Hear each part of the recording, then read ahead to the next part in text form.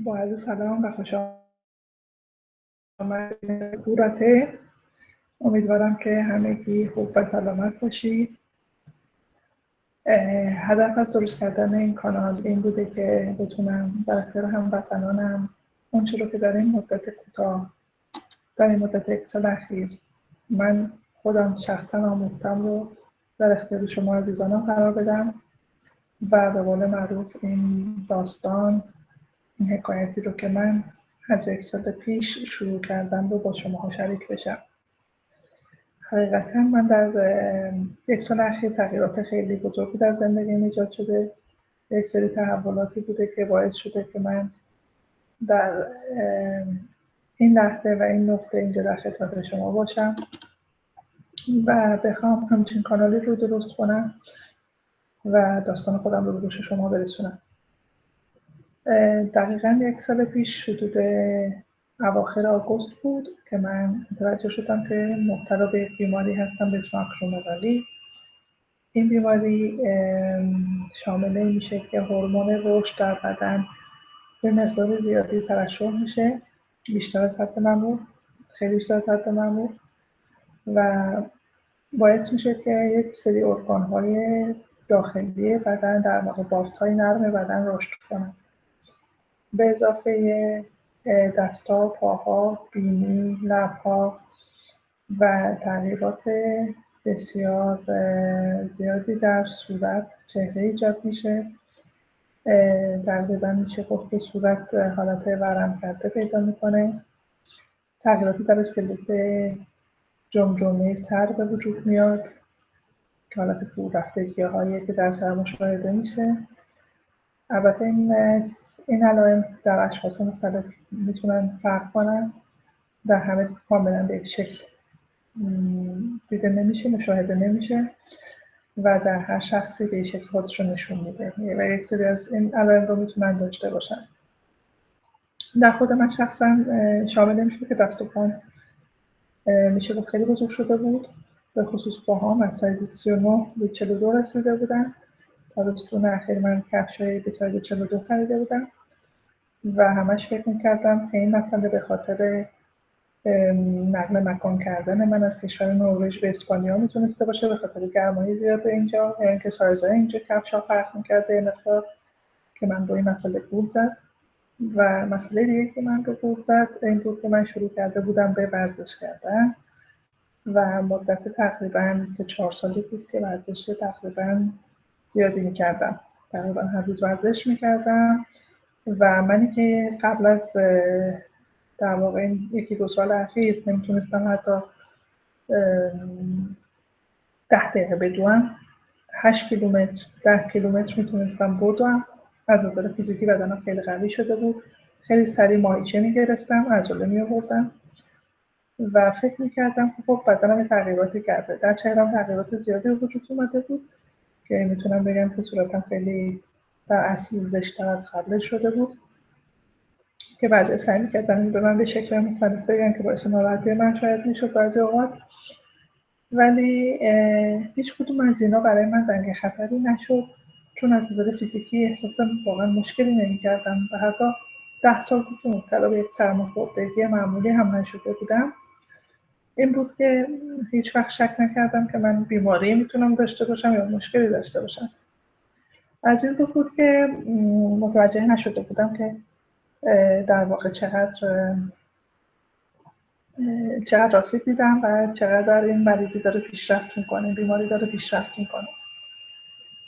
تا اینکه دقیقاً در ماه آگوست یک سال پیش انگشتری رو اومدم دستم کنم که به جای اینکه بره توی انگشت در واقع انگشترم، توی انگشت کوچیکم میرم و اون سال همونطور که گفتم پارسال کفش سایز 42 خریده بودم برای اولین بار دیگه، از 39 به 42 3 سایز بزرگ شده بود.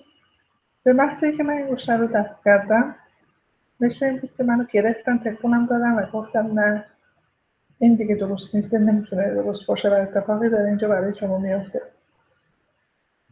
یک لحظه واقعا در یک شوکی فرو رفتم و با خودم فکر کردم، نفس عمیقی کشیدم و اومدم نشستم پشت کامپیوتر و زدم به دست و پایی که رشد میکنه. سرچ کردم و متوجه شدم که بله مبتلا به مریضی به اسم آکرومگالی هستم. همونطور که براتون توضیح دادم مریضی علائم خودش رو داره و من تقریبا تمام اون علائمی رو که اونجا نوشته بود داشتم. دیگه شکی برام باقی نمونده بود که من مبتلا به این مریضی هستم. اولش خیلی ناراحت شدم، خیلی وحشت کردم، ترسیدم و اون شب تمام وقت حدود 4-5 ساعتی وقتم رو صرف این کردم که هر چقدر میتونستم اطلاع درباره این مریضی و اینکه به چه طریق میشه ازش به قول معروف درمانش کرد و چیکار میشه براش کرد رو خوندم و بسیار بسیار ناراحت شدم. حتی طوری بود که ترسیدم تا 1 هفته به دکتر برم. میترسیدم که دکتر چی میخواد من بگه، چون میدونستم که این مسئله یک غده توی هیپوفیز من هست و از این غده خیلی میترسیدم، حقیقتا وحشت داشتم. تا اینکه بعد از 1 هفته رفتم دکتر و دکتر هم تایید کرد که به احتمال زیادتر این مریضه، ولی خب تا آزمایش خون بگیرن و MRI کنن و اینا مقداری طول کشید و این مدت به من بسیار سخت گذشت، حدود 1 ماهی طول کشید. این 1 ماه من بسیار سخت گذشت، علاوه بر اون چند خورده کوچیک توی ناحیه گردنم تیرویدم دیدن در این مدت و گره های کوچیک در واقع اسمش غده. این مسئله منو خیلی ترسوند و با خودم گفتم که من حتما مبتلا به سرطان یک بیماری بدی هستم و خوب شدنی نیستم دیگه. حقیقتا وحشت از مردن منو میتونم بگم که در خودش گرفت و منو در بر گرفت و دیگه تا یک حدودی خودم رو گم کرده بودم، از دست داده بودم از کنترل خودم رو.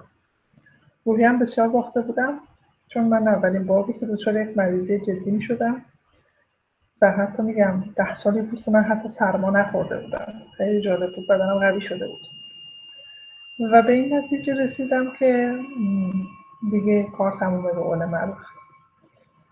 تا اینکه وقتی دکتر داشتم برای اینکه جواب این گره هایی که در گلوی من دیده شده بود رو بگیرم.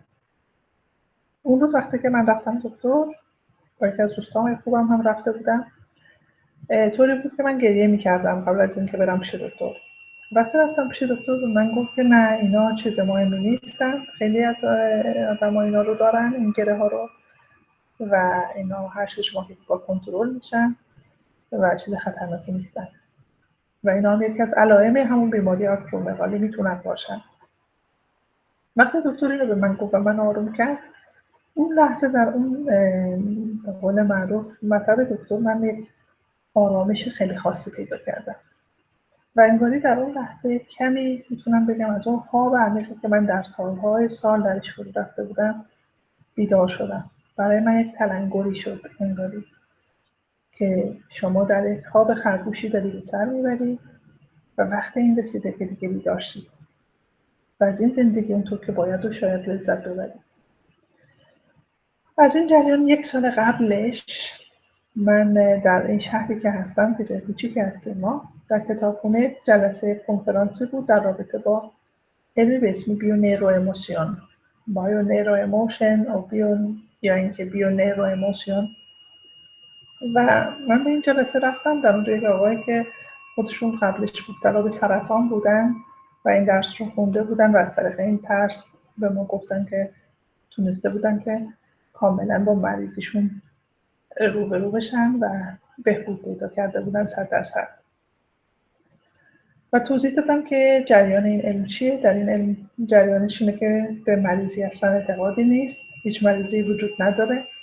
اینها همه علائمی هستن که میان برای اینکه به ما هشدار بدن که ما وقتی این رسیده که بیدار شیم و بفهمیم و به بدنمون گوش کنیم و ببینیم به ما چی داره میگه. هر قسمت از بدن ما که مبتلا به یک مریضی میشه برای ما یک پیغام داره. ما داریم یک سری کارها رو اشتباه انجام میدیم، یک سری افکار اشتباه داریم، یک سری عقاید اشتباه داریم، یک سری مسائلی هستن که در بالانس نیستن، مثل اون چی که ما فکر میکنیم، اون چی که به زبان میاریم و اون چی که عمل میکنیم. اینها با هم دیگه تو بالانس نیستن و باعث میشن که ما این احساسات درون ما، این افکار درون ما روی نقطه‌های مختلف بدن ما تاثیر میذارن و حتی در بعضی موارد واقعا طوری هستش این شوک‌های استرس‌هایی که آدم وارد میشه از نظر احساسی زمانی که خیلی شدید هستن در ناحیه‌های مختلف مغز حالت دایره‌هایی ایجاد میشه که با CT اسکن کاملا قابل مشاهده هستش. و این شوک‌ها وقتی که شما در زمانی که تنها هستین، زمانی که اینها رو با کسی در میون نمیذارین و براتون یک مسئله غیر قابل حل و یک مسئله خیلی شدید احساسیه، روی یکی از ارگان‌های شما تاثیر میذاره. یعنی اون ناحیه‌ای که تو مغز شما در واقع شما میتونید تو CT اسکن ببینید مربوط میشه به یکی از ارگان‌های بدنتون و اون ارگان شما مورد تاثیر این شوک احساسی شما تاثیر قرار میگیره و در اونجا یک سری فعل و انفعالات ایجاد میشه که یک نوع مریضی در اونجا شروع میشه. حالا میتونه غده باشه، میتونه سرطان باشه در موقعی که خیلی شدیدتره و میتونه خیلی مریضی دیگه باشه، دیابت باشه، دردهای استخوانی باشه، دردهای مفصلی باشه، هر نوع دردی که شما بتونید فکرشو بکنید. تمام مریضی ها در این درس میگن که ریشه احساسی داره. منشأ این علم از کجا اومده؟ از دکتر هامر اومده. ایشون دکتر آلمانی هستن که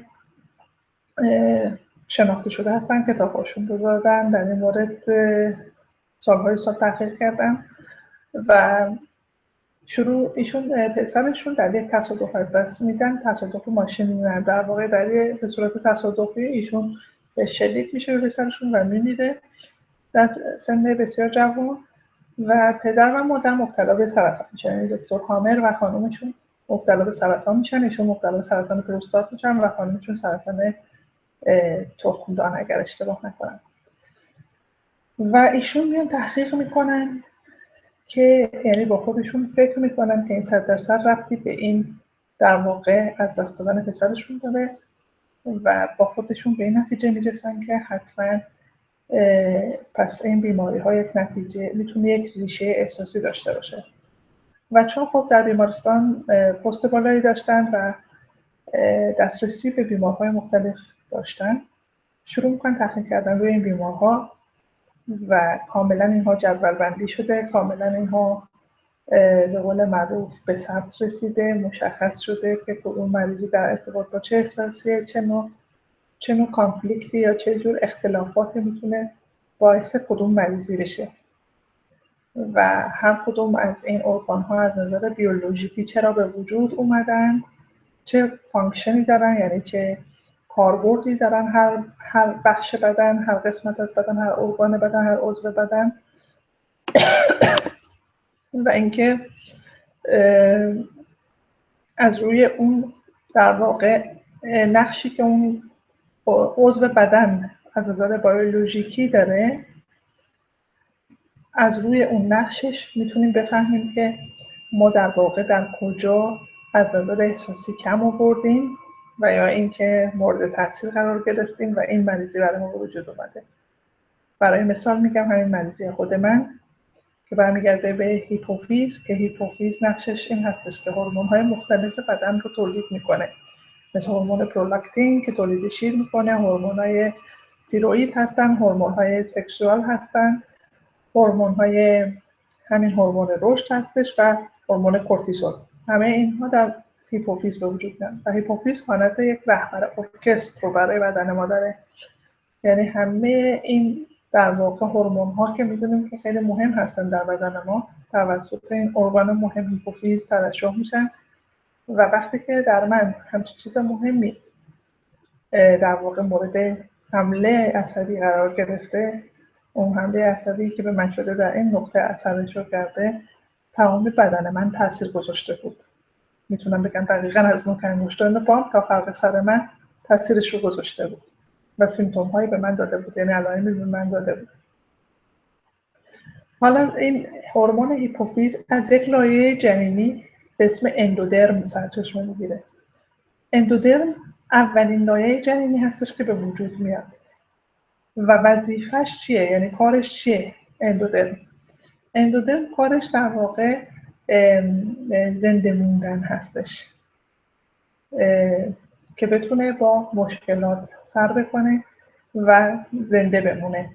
برای زنده موندن چه چیزهایی احتیاج داریم ما؟ تنفس کردن، خوردن، هضم کردن، دفع کردن، تمام اینها چیزهای اساسی زنده موندن برای یک شخص زنده هستش و اینها همه فانکشن، یعنی جزء کاربردهای این لایه جنینی اندودرم هستن. حالا این هیپوفیز، مشکلاتی که در رابطه با هیپوفیز هستن، در رابطه با این اندودرم در اصل هستن، مشکلاتی هستن که یعنی شما یه چیزی رو یا نتونستی هضمش کنی یا نتونستی درش بیاری، یعنی دفعش کنی در واقع از بدنت، یا نتونستی بخوریش یا نتونستی دفعش کنی. این دو حالت رو دارن و این که در رابطه با این هورمون رشد که در واقع قصدش بزرگ کردن بدنه، در شرایطی به وجود میاد که شما با مسائلی روبرو باشی که احساس کوچیک بودن کنی و نتونسته باشی با یک سری مسائل دست و پنجه نرم کنی. یعنی در زندگیت مسائلی داشته باشی که حس کرده باشی که کم آوردی، در اصل کم آوردی، نمیرسی، کافی نیستی، یا احساس کم ارزشی کردن و یا ناتوانی کردن بسیار در مسائلی هستش به صورت شدید و بهش میگن کانفلیکت یا اینکه اختلاف زرافه. چون زرافه برای اینکه بتونه در واقع از درخت‌ها تغذیه کنه احتیاج داشته که گردنش دراز بشه تا بتونه خودش برسه و این علف‌ها رو بخوره. این اتفاق در مریض‌های آکرومگالی میفته که احتیاج دارن فیزیکی در اصل بزرگ شن. بدنشون این پیغام رو میگیره که شما به اندازه کافی بزرگ نیستی، شما به اندازه کافی اون چیزی که باید باشی نیستی، مورد قبول نیستی، تو رو قبولت نکردن و احتیاج داری بزرگ شی برای اینکه تو رو قبول کنن، برای اینکه دیده بشی. کسایی که احساس کردن دیده نشدن و احتیاج به دیده شدن دارن و به همین شکل در مورد بیماری‌های دیگه هست. حالا هر کدوم بسته به اون کاربردی که اون در واقع لایه جنینی که مربوط به اون عضو بدن میشه داره، از روی همون هر کدوم یک سری اختلافات بهشون تعلق داره و اینها ریشه یابی میشن. از چه طریق ریشه یابی میشن؟ طریق‌های مختلفی داره. در بیونیروموشن از در واقع 3 روش استفاده میشه. یکیش استفاده از روش‌های PNL هستش که روش‌هایی هستن که شما رو به ضمیر ناخودآگاهتون میبرن توسط یک هیپنوتیزم خفیف، یک ترانس خفیف شما رو به یک ضمیر ناخودآگاهتون میبرن به زمانی که شما مبتلا به اون بیماری شدید و در اونجا شما به یک سری اتفاقاتی که براتون آورده یادآوری میشه براتون و به صورت ناخودآگاه راجع به اونها صحبت میکنید. وقتی که این اتفاق میفته شما نسبت به اون مسئله بدنتون آگاه میشه، در واقع ضمیر ناخودآگاه رو به ضمیر آگاه میاریمش و اون چه که مهم هستش در این پروسه این هستش که شما اول اون اتفاق رو به یادتون میارید، بعد پیدا میکنیم که در اون لحظه چه افکاری داشتید و بعد از افکار میریم روی احساسات، چه احساساتی داشتید و از احساس سوسیال، از احساسی که شما به صورت واضح به مردم نشون میدیم به احساس درونی، به احساس مخفی درونتون میرسیم.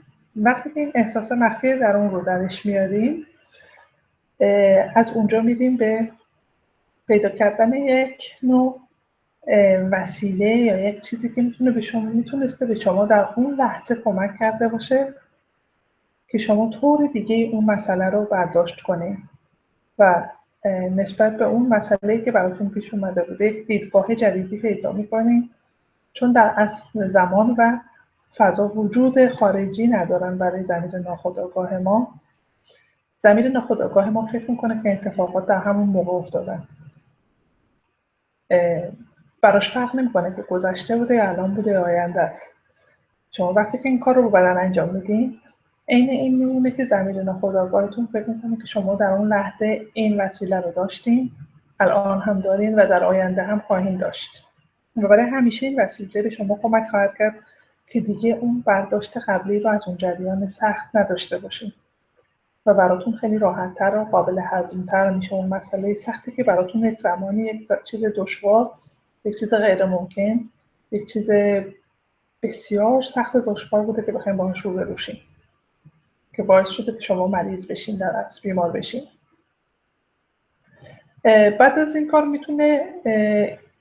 میتونیم ما چندین در واقع صحنه رو به یاد شما بیاریم، بستگی داره یا یک صحنه باشه که باعث میشه که همه اینها به هم دیگه ربط دارن. علاوه بر این ربط دارن به گذشته های ما، به در واقع پدر، مادر، پدر بزرگ، جد و آباد ما، یعنی تا 3 نسل قبل، تا 4 نسل قبل ما هم میتونه ربط داشته باشه. چرا؟ به خاطر اینکه ما در واقع پروگرام های اینها رو در وجودمون داریم. شما میدونید که وقتی که دختر میخواد متولد بشه، مثلا تخمک هایی که قراره در موقع در واقع بارداریش آزاد بشن در اون وجودش هست زمانی که در شکم مادره. پس شما در واقع نوه یک مادر بزرگ داره اون اطلاعات رو در شکم مادرش از مادر بزرگش میگیره. اینه که این اطلاعات از 3-4 نسل قبل به شما منتقل میشه و در واقع هیچ راه فراری نداریم ازش. اینها همه روی زندگی ما تاثیر میذارن، روی افکار ما تاثیر میذارن، روی باورها و اعتقادات ما تاثیر میذارن، روی اینکه چگونه ما یک مسئله رو برداشت میکنیم تاثیر میذارن.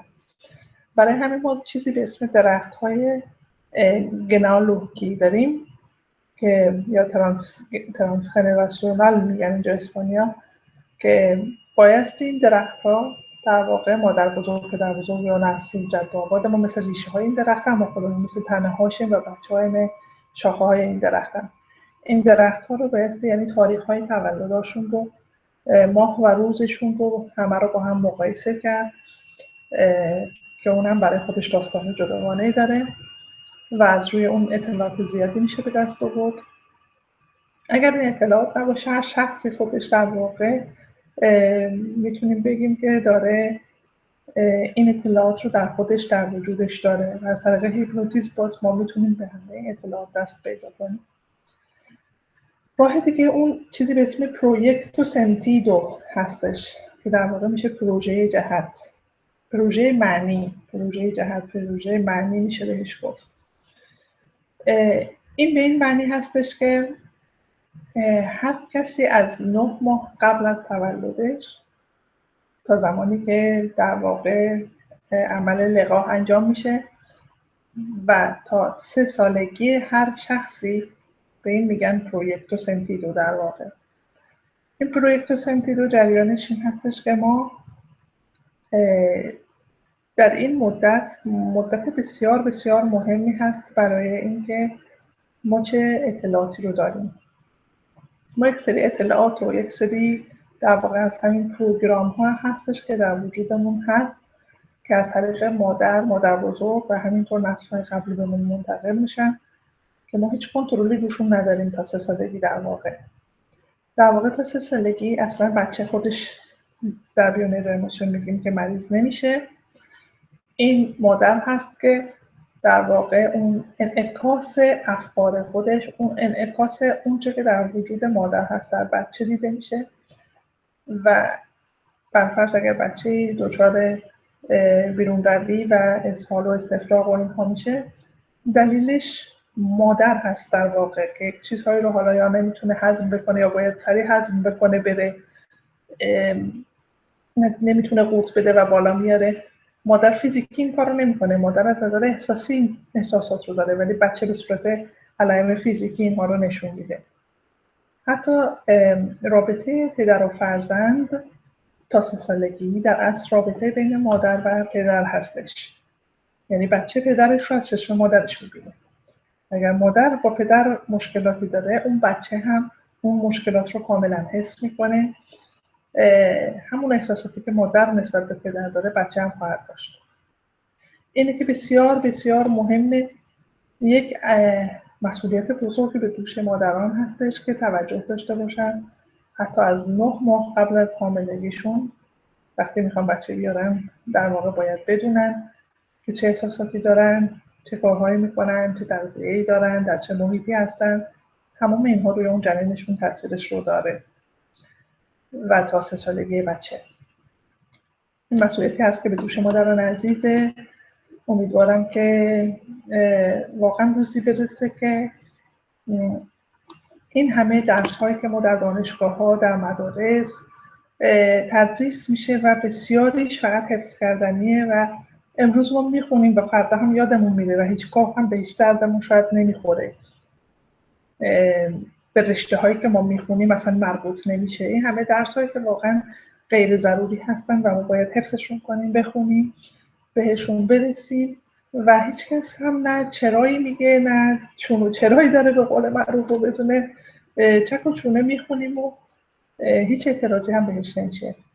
ای کاش میشد روزی این چیزها رو در مدارس ما به بچه ها درس داد، به نوجوانان آموخت، به جوانها آموخت که اینها درس های زندگی بشه براشون.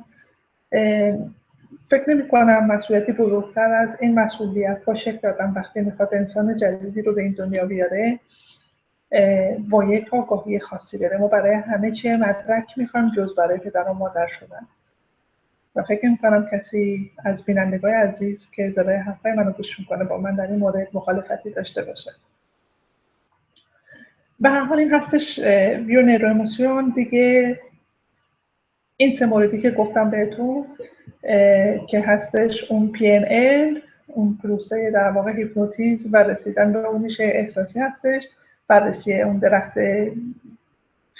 خنئولوژیک هستش و بررسی پروژکتو سنتیدو هستش. به قول معروف پایه و اساسش بررسی این 3 تا مورد هستش و معمولاً با یک تراپی، با یک جلسه هر یک سیمتومی که شما داشته باشین، هر یک علائم مریضی که داشته باشین رو میتونیم بررسی کنیم و ریشه یابی کنیم. کافی هستش، مثل روانشناسی نیست که شما احتیاج به سشن های مختلف دارین، احتیاج به جلسه های مختلف دارین تا بتونین به یک بیماری برسید. در این کاملا با یک جلسه که بین 1 تا 2 ساعت بودن میتونه انجام بشه، کاملا بررسی کنیم و ریشه یابی کنیم و مسئله رو حلش کنیم. برای من شخصا این بیونیرواموسیون و بیونیرواموسیون حالت یک روانشناسی، میانبر در روانشناسی بود و فکر میکنم که تأثیری که داشت خیلی سریعتر از جلسات روانشناسی بود. نمیگم بهتره، مقایسه نمیکنم، ولی من جلسات زیادی برای روانشناسی رفته بودم خودم و این جلسه که در یک جلسه من بیونیرواموسیون رفتم و یک آخر هفته یعنی 2 روز رفتم به یک حالت تراپی گروهی، نتیجه‌ای که من دیدم بسیار بسیار برای من با ارزش بود. من توسط یک هیپنوتیزم ترانس ضعیفی که الان راجبش رو به شما گفتم و اون پروژکتو سنتیدو من رو به دوران در واقع بچگیم بردن، زمانی که توی شکم مادرم بودم و وقتی که از اون هیپنوتیزم بیدار شدم حقیقتا من همون شخص بودم واقعا. یعنی از نظر فیزیکی احساس میکردم که هیچ وزنی ندارم، کاملا سبک شده بودم، احساس میکردم دارم پرواز میکنم و وقتی اون شب رو خوابیدم و فردا صبحش من از خواب بیدار شدم، افکاری که در کله من میچرخید، نوع تفکرم، نوع تکلمم، نوع رفتارم، حتی صدام، حتی از نظر فیزیکی قیافم، صورتم، دست و پاهم کوچیک‌تر شده بود. کلی تغییرات فیزیکی در من ایجاد شده بود و روحی. خودم کاملا مطمئن بودم که این تغییرات دارم ایجاد شده تا اینکه به خونه اومدم بعد از 2 روز که از خانواده دور بودم و اونها هم با دیدن من حالت شوک شدن. واقعا پوستم به شکل بسیار واضحی روشن شده بود. وزنم 2 کیلو کم شده بود. تمام بادهای صورتم و دست و پاهام خوابیده بود بدنش و واقعا انسان دیگه‌ای بودم. یعنی انگاری که از یک خواب عمیق زمستانی سرد و خاموش بیدار شده بودم. تازه این کار برای اولین بار بود که گرمای آفتاب رو حس می‌کردم در پوستم. برای اولین بار بود که آسمان آبی رو می‌دیدم. برای اولین بار بود که ستاره‌ها رو می‌دیدم و حس می‌کردم. برای اولین بار بود که طبیعت زیبا شده بود. برای اولین بار بود که عشق را حس می‌کردم. عشقی که از درون وجود خود من می‌آمد. این عشق رو تک تک سلول‌هام در اون جلسه هیپنوتیزم حس کردم و بعد از اون هم همیشه با من بوده. در تمام رفتارم، در تمام زندگیم تاثیر خودش رو داشته و طوری شده که این 1 سال اخیر با داشتن این همه مسائل این بیماری، عمل کردن من و مشکلاتی که داشتم تبدیل شده به بهترین سال زندگی من. و من وقتی که از اونجا اومدم بیرون ماه اکتبر بود. ماه اکتبر 25 اکتبر 2015 من در اون جلسه گروهی بایونیرو ایموشن رفتم و همونجا من تصمیم گرفتم که دنبال این رشته رو بگیرم و این درس رو بخونم. و برای اولین بار این رشته به صورت آنلاین تدریس میشد که من ثبت نام کردم و این درس رو خوندم و فارغ التحصیل شدم. این درس رو هم بسیار با عشق و علاقه تحصیل کردم چون واقعا احساس کردم این کانال منه. برای اولین بار بود که همه چیز رو خیلی واضح می‌دیدم. برای اولین بار در زندگیم بود که احساس می‌کردم با اون ندای 100% که خودم هستم دارم تصمیم می‌گیرم. این من هستم که دارم تصمیم می‌گیرم، نه هیچ گروه، نه هیچ نیروی دیگه‌ای که در من بخواد قوقا کنه یا اینکه بخوام برای کسی این کارو بکنم یا فکر کسی تو کله من باشه. خودم و خودم بودم و خودم دلم می‌خواست و برای خودم کردم و واقعا هم موفق شدم و بسیار بسیار از این تصمیم خوشحال هستم. برای اینکه بیونیرو ایموشن در واقع چیزی برای اینکه بخواد کسی رو خوب کنه یا شفا بده یا بهبودی به کسی بده نیست. در اصل بیونیرو ایموشن یک دید جدید به زندگی هستش. بیونیرو ایموشن یک نوع نگاه متفاوت به دنیا، به مردم، به درون و به همه چیز هست. اگر میخواین خودتون رو پیدا کنین، اگر میخواین تغییری در زندگیتون به وجود بیاد، از خودمون باید شروع کنیم فکر میکنم. این تغییر وقتی که کسی بتونه اگر خودش رو تغییر بده، مسلماً اطرافش هم تغییر خواهند کرد. بیونیرو ایموشن یکی از چیزهایی که اساس و پایه بیونیرو ایموشن هستش فیزیک کوانتوم هستش و شما میدونید که در فیزیک کوانتوم همه چیز میگن که انرژی درسته که در نیول سوب اتمیک هستش، در واقع نیولی که زیر اتمیه در اصل، ولی به هر حال همه چیز انرژی هستش و یک ویدیویی در یوتیوب هستش که حتما باید ببینید به اسمش رو یاد نمیارم ولی بعدا حتما براتون میگم. این ویدیو نشون میده که چگونه فوتون هایی رو که مال پارتیکل هستن میزنن به جایی و اینها به صورت انرژی، به صورت یعنی در واقع موج روی اون تخته میان و همه چی به شکل انرژی هستش، چه نور باشه چه پارتیکل باشه. ما هممون از اتم درست شدیم، همه چیز از اتم درست شده و هر یک اتم در واقع از یک انرژی درست شده.